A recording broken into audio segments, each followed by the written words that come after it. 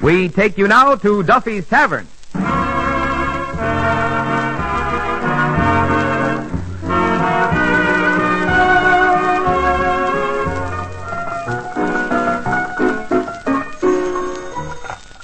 Hello, Duffy's Tavern, where the elite meet to eat. Archie the Manager speaking. Duffy ain't here. Oh, hello, Duffy. Tonight, Deems Taylor. Deems. Like in Deems, Them and Does.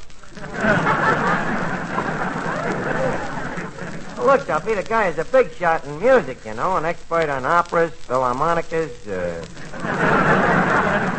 intermezzos, concertos, symphonies. Huh? No, I can't ask a guy like that to fix the jukebox. Deems Taylor fixed the jukebox. Can you imagine what he charged? No, this is an important guy, Duffy. Deems is to American music what au gratin is to cheese. Certainly. Well, I'm going to let him listen to an opera which I have just wrote. Well, after the way Hollywood gave me Picture the Cold Shoulder, I figured that a successful opera will help me save face. If it's the same face I used in the picture, why do I want to save it? Look, Duffy, please, I better hang up before I am forced to irk you.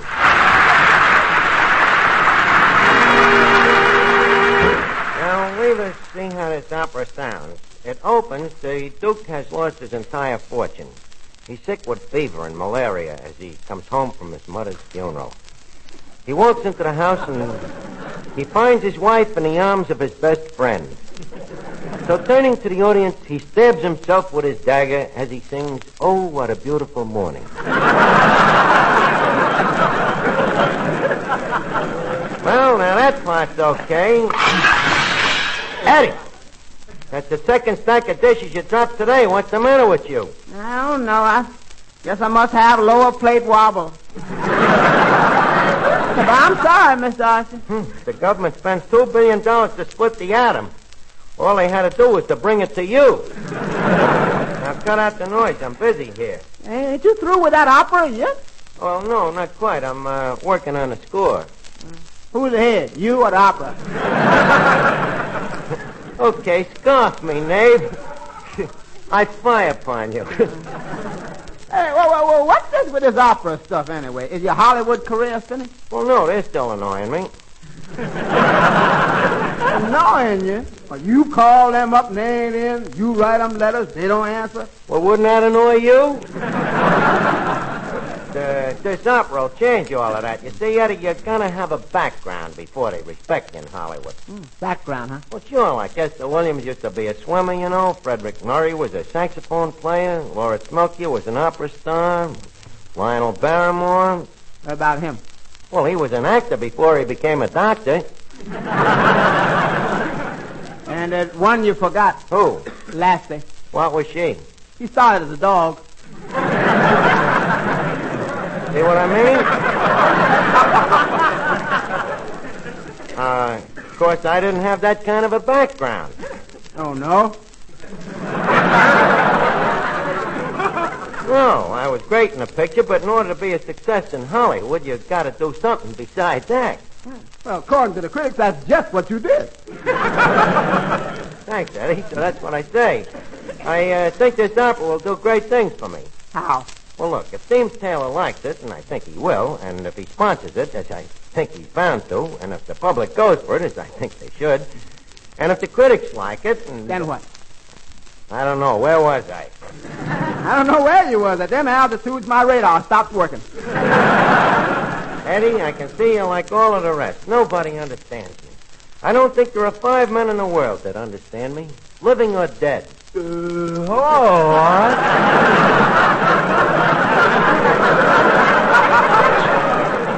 hello, Finnegan. Hey, what's with you? You look very dapper tonight. Oh, thank you, Art. I guess it's his hand-painted tie. It's pretty, Art, isn't it? Well, it looks kind of fuzzy. Maybe I should have shaved me chest before I painted it on.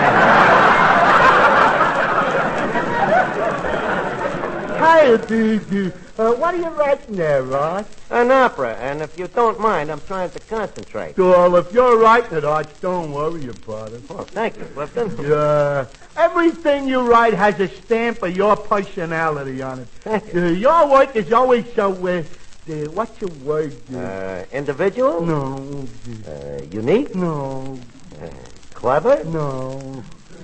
Then again, your vocabulary is pretty lousy. That's the word, lousy.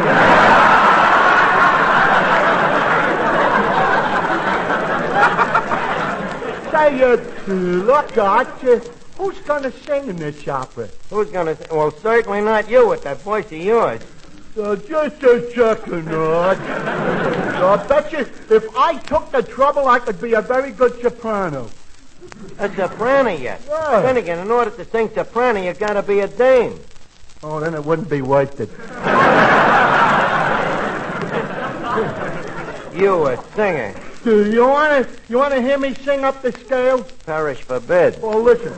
Do, re, mi, fa, sol, la, si, do. That was up the scale. Leave us hear you sing down the scale. Do, re, mi, fa, sol, la, si, do. Well, your voice ain't bad, but you got a horrible sense of direction. Where did you ever learn to sing, anyway? From listening to the birds. To the birds? Why, certainly. Birds can sing better than anybody. What are you talking? People can sing rings around a bird's any time. Take that Lily Punch. He can hit an F above a high C. While balancing herself on a telephone wire?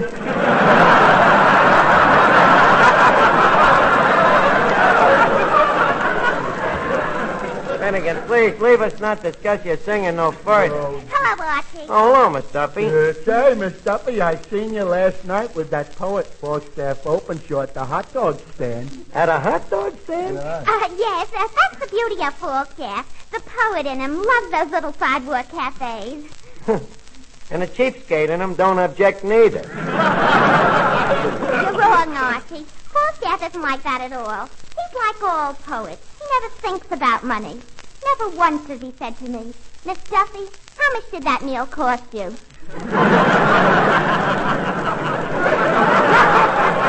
Oh, boy. You should have seen them eating together, Rod. You know, they're really in love. Oh, Finnegan. Oh, don't be silly. We were just having a hot dog. So look, Miss Duffy, I've been around. Don't tell me. You know, I know when a fella and a girl take the hot dog out of the roll, put the two ends in their mouths, and work towards the middle. That's love. I didn't know about this, Miss Duffy. Are you really serious about this, Falstaff? Well, yes, I am, Archie. As a matter of fact, we're going to announce our engagement just as soon as Falstaff asks Papa for his consent. Well, why don't he ask him? Papa won't let him in the house. Well, look, Miss Duffy, I would like to spend more time discussing your maritime relations, but I got to get this opera ready so we can sing it for Dame Sailor. Oh, an opera here tonight? Oh, well, I better go gargle my throat. Miss Duffy, you're not going to sing here tonight. You and your off-color Archie, whose father is boss here and can have who fired? Who said you couldn't sing here tonight? Okay, goggle yourself up. Thank you. What a voice.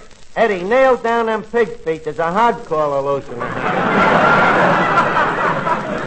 Oh, brother, am I lucky that this opera of mine is singer-proof. Blow the bugle, toot the trumpet. Here is Falstaff. Where shall I dump it?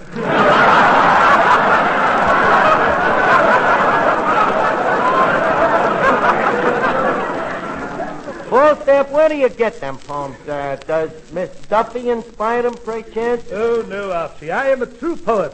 And the true poet is inspired only by suffering.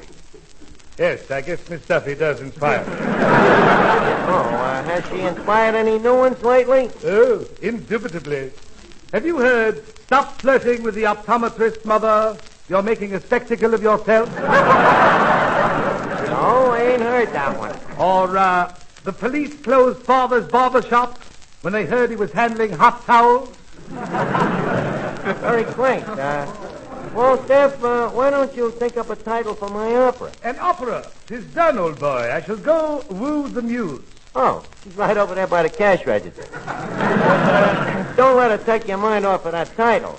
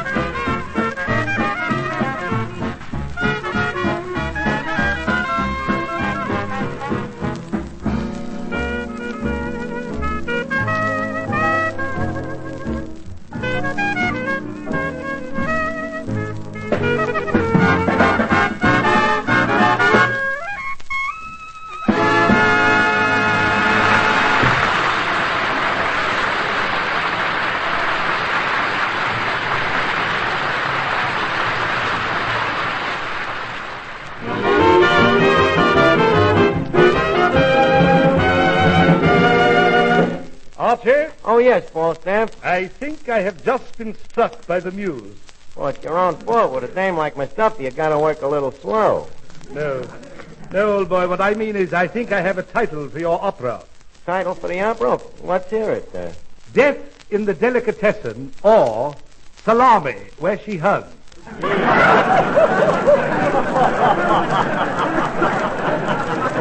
Well, it's very unusual. Oh, yes. But maybe we better try for something a little more mosaic. Shall we? Hey, Mr. Archie. Yes, Eddie. Ain't that Deems Taylor coming in the door? Where? Oh, yeah. Look at the guy, Eddie. Such culture, such refinement. Notice the graceful way he steps over Moriarty. Well, Deems Taylor.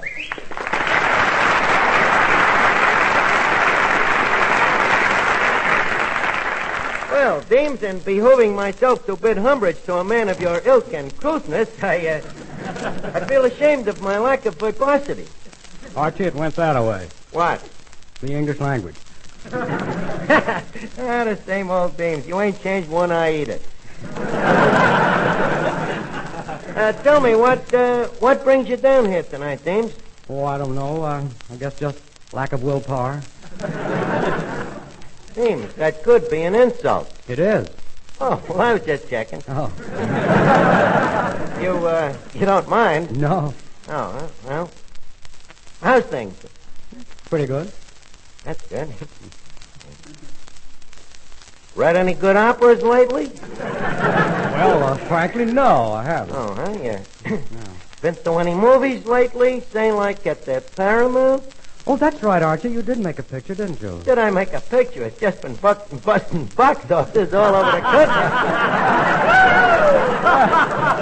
Well, that's simply wonderful. Who was in the picture with you? Oh, I had a little support. Betty Hutton, Paulette Goddard, Alan Ladd, Bing Crosby, guys like that. But enough of me, Deems. What have you been doing? Well, I've been doing some commentaries on the symphonies with a little support from Stokowski and Damrosch and Toscanini, guys like that. Well, you gotta have a little help. By the way, I haven't seen your picture yet. Tell me, Archie, how was your performance? Well, frankly, Deems, some of the critics didn't like me. But on the other hand, a lot of them didn't mention me. The New York Times, for example, ignored me. Oh, well, you know the motto of the Times, all the news that's fit to print. Yeah. Tell me, Archie, what did you think of Hollywood? Oh, come see, come see, gorgeous limousines, sumptuous parties, swimming pools, diamond Carreras, beautiful dames, and yet not entirely without glamour. You don't sound very enthusiastic. Well, Deems, this is strictly entre vous, but the warmth of my reception was somewhat chilly. They wasn't too kind to me. Jealousy? What else?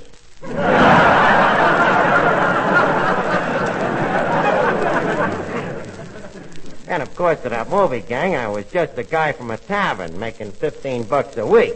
And that didn't impress them? No, their standards are different out there. To you and to me, $15 is a lot of dough. Oh, yes. But in Hollywood, you can't swing a cat without hitting 5 guys that make that much. Gets a little discouraging. Well, Deems Taylor, as I live and breathe. My goodness, you do, don't you? Simultaneously, too. By the way, let's see, you're Finnegan, aren't you, young man? Young man? Deems, you not only know who he is, but what? Say, Mr. Taylor, why do I always get you confused with Spike Jones? Because you're a jerk. Oh, that's it. I couldn't quite put my finger on it. Archie, you're much too intolerant. Finnegan ought to be treated with understanding and patience. Finnegan, my boy. You see, Spike Jones is an exponent of jazz and musical burlesque, while I, on the other hand, am, what they call long hair. A long hair? Oh, yeah? So what you do, leave it home?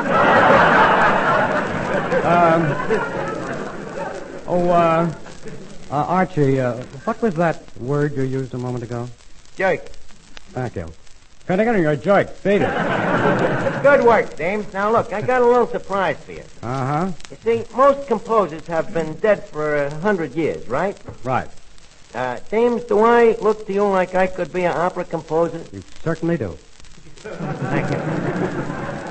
Now, prepare yourself for a little shock, Deems.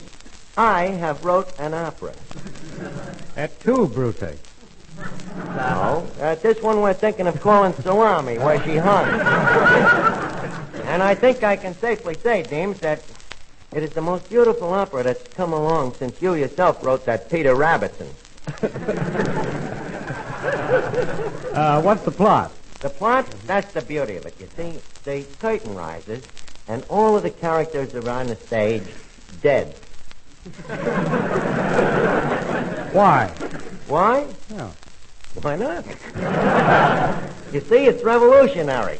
Just a second, Archie. The characters are all dead in the first act? Who said we open with a first act? You think I let myself be hogbound by tradition? This is a modern opera. You see, what I do is I put the second act after the third act and split the first act into intermissions that overlay the overture. But I see I'm confusing you. Oh, me?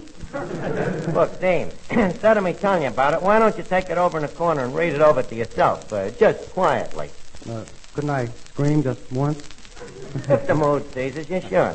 Hey, Miss Duffy, Falstaff, come here. Hey, Arch, what does Deems think of your opera? I don't know yet, but I'll bet he falls in love with it. Well, that's nice. I hope they'll be very happy together. Finnegan, please. I am too busy to listen to these half-witticisms. I got to get the cast together for this opera. Say, Archie. Yeah, Deems. It says here on the opera, written by Archini. Is that you? Yeah. I figured Archie was too plain for opera, so I decided to adopt a musical name, a metronome. Oh, yeah. Well, Deems, tell me, what did you think of the opera as a whole? That's exactly what I thought of it. And you don't know the best part of it. What? Well, we're going to put it on here tonight, and we got a nice fat part in it for you. No, Archie, wait a minute. This is carrying it too far. Deems, please, leave us be realistic. Here we are, you and me. Neither of us getting any younger, I'm managing a broken-down tavern. You're the president of ASCAP.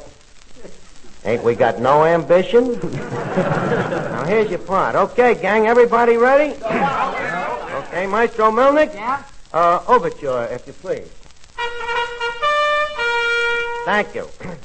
Ladies and gentlemen, we are about to present a scene from a new opera wrote by my esteemed self.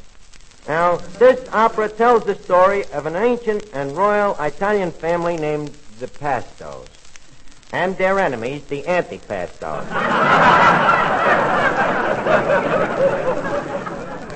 The part of Prince Cacciatore Pasto will be sung by Mr. Deems Taylor, our eminent contemporary and mezzo barracuda. Thank you. Now, the part of his sweetheart, Princess Vermicelli Antipasto, will be sung by that popular lyric falsetto, Miss Duffy, our popular cashier and girl after Men About Town. Thank you. Now, if you please, Maestro Melnick, we will commence with the libretto. Oh, Cacciatore, how can I live without you? Oh, Vermicelli, I'm so mad about you. Oh, moon, Oh, June. good again. Boy, is this bad. Mr. Taylor, please, tonight you are not a critic. You are merely a broken-down opera singer. Sorry. Granted. Oh, what a tragedy. What hollow mockery. Dear, shall we laugh or cry? You laugh, and I will cry. Boo hoo hoo hoo hoo. Hoo hoo. Hollow mockery.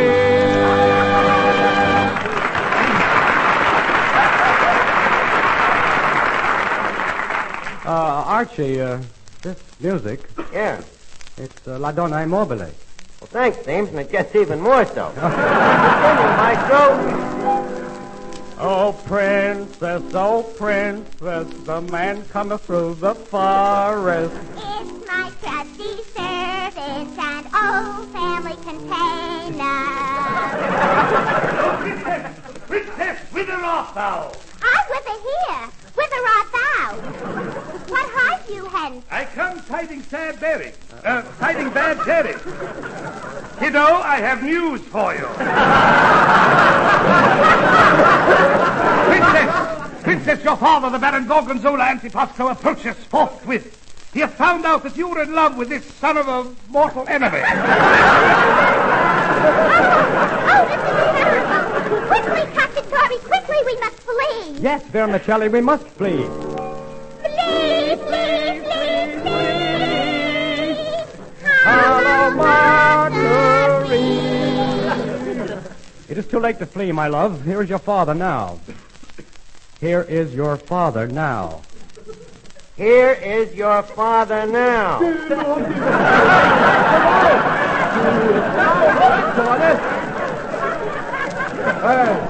What are you doing with the son of the man I hate?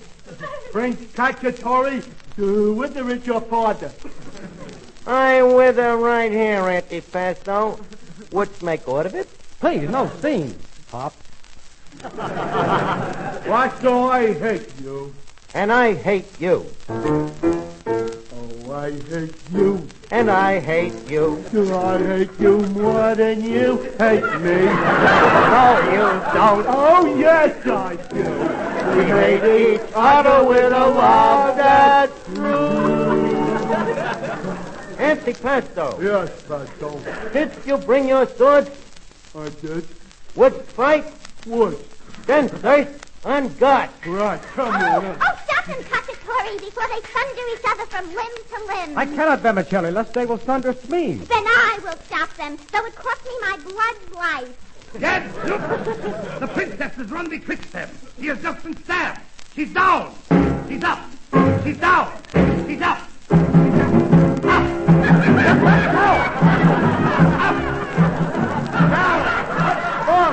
Stop. Stick to the music as it is rough.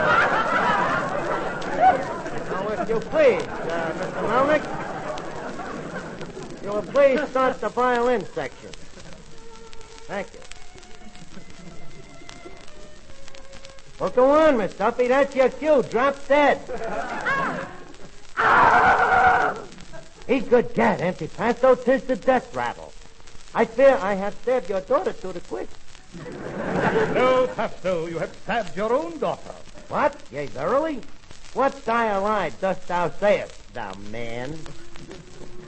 Well, 'tis the truth I speak, Pasto. I am the old nurse, and when the prince and princess was mere babes in arms, I got them all mixed up one day. You got them mixed up? Yes, I mixed them up. I got them all mixed up. I couldn't tell them apart, so I'm singing the wrong tune, but I got You got them all mixed up. You did. Thank you, Falstaff. They mixed us up. Well, then, Vermicelli, I am you. Yes, Cacciatore, and I am you. Then he is she. And she is he. Oh, T for two and two for T. Oh, T. Eddie! Please, don't massacre this noble music. Now, go ahead, Miss Duffy. Please, resume dying. Oh, Cacciatore, I am dying. My tide is ebbing fast away. Please, princess, do not leave me. I'm sorry, my prince, but the time has come when I must die. To find that long-lost soul I'm in the sky. Oh, princess, do not leave me like this. Oh, no, you can't die and leave the prince like this. I've got to go. Oh, no, no, no. Yes, I must go. Oh, no, no, no. Yes, I must go. Oh, no, no, no. Yes, I must go. Oh, no, no, no. And she ain't the only one.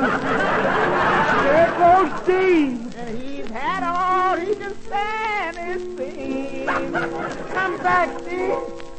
No, Archie, I must leave me think. But first I'd like to say that this here our prayers. Deems.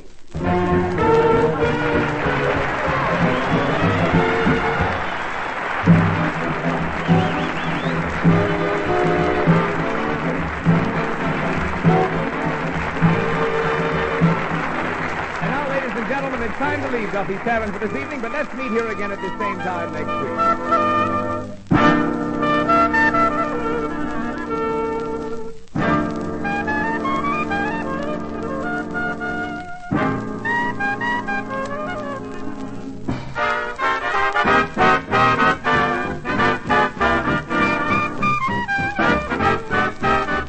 This is the Armed Forces Radio Service.